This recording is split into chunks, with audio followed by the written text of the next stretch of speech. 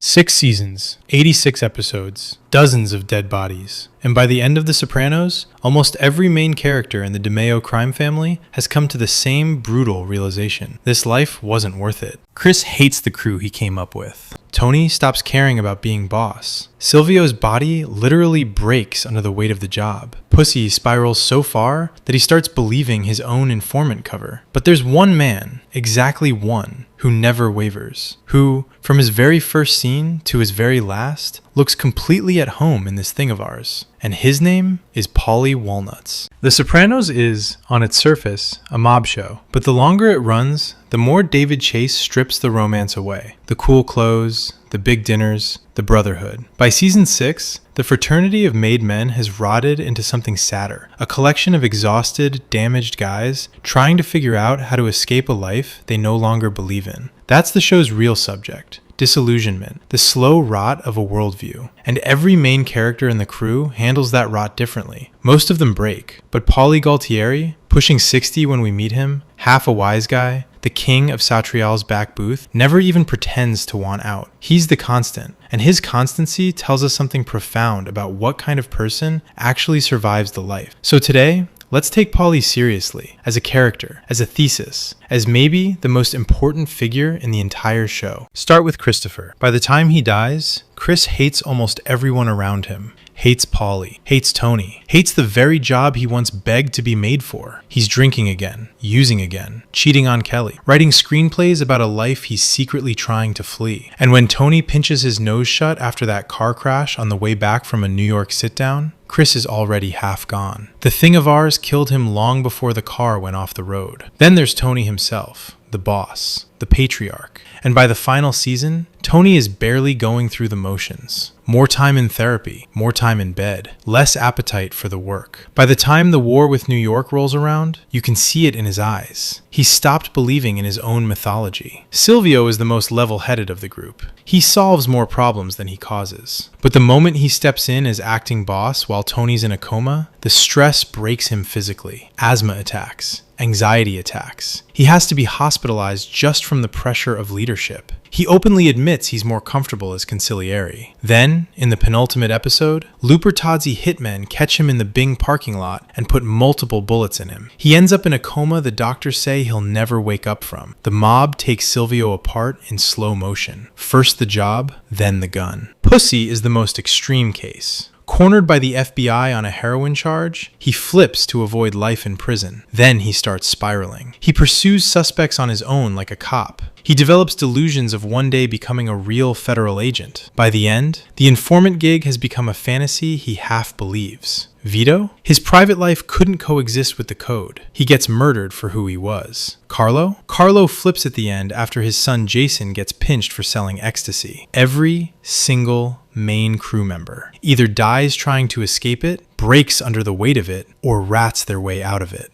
And then there's Paulie. Paulie, who shows up to Satrial's in his perfect tracksuit every morning like it's his happiest day. Paulie, who can sit in a Miami hotel room and laugh his ass off at a Three's Company rerun he's seen 100 times. Paulie, who can murder an old woman one week and be cackling at Jack Tripper the next. He never breaks. He doesn't try to escape, doesn't romanticize the life, doesn't curse it either. He just lives in it. Why? The answer is buried in one of the smartest pieces of dialogue Paulie ever delivers. Season 4, around the table at the Bing, the crew is talking to Christopher about his future with Adriana, and Paulie cuts through it. Marriage and our thing don't jive. Think about how brutal that line is. Because Paulie is right. Every guy who flips on this show flips because of family. Pussy has a wife and kids he wants to protect. Carlo flips because his son got pinched. The mafia, as the show keeps demonstrating, doesn't actually mix with the traditional family. The two are in constant conflict. And Paulie is the only major character who structurally cannot be compromised this way. No wife, no kids, no leverage. Just an aging mother in a nursing home and a thing of ours that asks no awkward questions about where he was at 3 a.m. Paulie became the constant by structuring his entire life around the conflict the others kept walking into. As Beansy puts it, by the end, all Paulie has left is his friendships and his reputation. People get like that when they live alone. It's sad, but it's also why he's still standing when nobody else is. But here's where it gets interesting, because if you watch Paulie carefully, really watch him, you start to notice something. Underneath the bronze tan and the slicked back hair, he's not actually at peace. He's haunted. Paulie is the most spiritually anxious character in the entire show. After Christopher's near-death experience, when Chris claims he saw Mikey Palmisi, the guy Paulie helped kill, and Mikey told him 3 o'clock would matter, Paulie literally cannot sleep. He starts waking up at 3 a.m. every night, spooked. He visits a psychic. The psychic somehow knows the names of his murder victims. Paulie's reaction? He hurls a chair at the empty space where the spirits are supposedly haunting him and storms out enraged. He's also worked out an entire mathematical formula for purgatory, adding up venial sins and mortal sins and multiplying them out, like a guy doing tax math on a long flight. Years later, he sees a vision of the Virgin Mary at the Bada Bing. He confides in Tony, and Tony laughs in his face about it. Whenever pussy comes up, Paulie's face changes. Tony notices. Tony calls him on it. Paulie claims he hasn't thought about pussy since he helped put him at the bottom of the ocean, but his face says he thinks about pussy every single day. Paulie's content the way a well-fed dog is content. He's a creature who never developed bigger aspirations, so he never has to suffer the disappointment of unmet ones. His suffering just takes a different shape than the others. It's guilt, it's superstition, it's loneliness. It's the slow, quiet dread of a man who knows exactly what he's done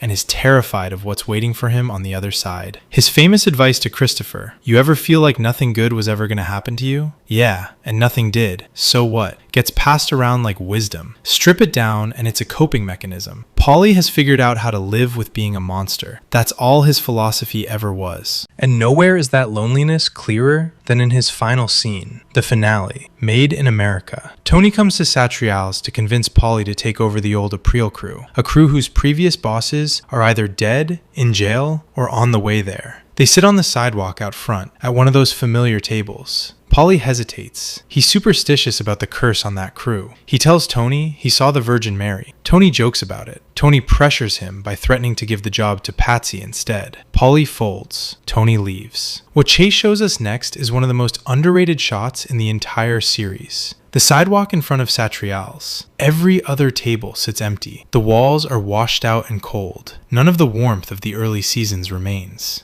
And there's Paulie, alone, in his mid-60s, just signed up to lead a crew of ghosts. And then, the orange cat. The cat Tony rescued from the safe house. The cat that's been driving Paulie crazy because it keeps staring at the picture of Christopher on the wall inside the store. That single shot tells you everything the Sopranos has been building toward. The places where this thing of ours used to live are empty now. The Brotherhood is gone. The earners are gone. The capos are gone. Only Paulie remains. The man who never tried to leave. Sitting in the ruins of the world, he refused to leave. In the truest sense of the word, he won. He outlasted them. The marriage trap didn't get him. The flip didn't get him. The bullets didn't find him. He survived. But he survived alone, surrounded by the dead, with an animal that may or may not be the spirit of the man he failed to protect. Paulie's road just keeps going. Same tracksuit, same booth, fewer faces across the table every year. And this is what makes Paulie the show's secret thesis statement. The real question David Chase is asking, underneath everything else, is who is this lifestyle actually for? And the answer, the brutal, unsentimental answer, is that it's for a very specific kind of man. A man without a competing life. A man without spiritual ambition. A man who can murder before lunch and laugh at Jack Tripper before dinner. A man who is, in essence, pre-modern. A man for whom Mother, Mary, Purgatory, and the Generalissimo are all real, present forces, but who has built a workable arithmetic for living among them anyway. You can survive this life, but only if you are exactly what Paulie is, and almost no one is. There's a detail that gives all this even more weight. Tony Sirico, the man playing Paulie, was barely acting. He grew up in Bensonhurst. He was arrested 28 times before he ever became an actor. He served 20 months at Sing Sing for extortion, coercion, and felony weapons possession. And when David Chase offered him the role of Paulie, Sirico accepted on one famous condition. His character could never become a rat. Sirico knew. He'd seen this world from the inside, and the character he gave us is the only one in the entire show who looks at the lifestyle and never blinks. Because Sirico knew what kind of man it actually took to live it. He is constant. The world rots around him. The crew dies around him. The thing of ours decays around him. And Paulie just keeps going.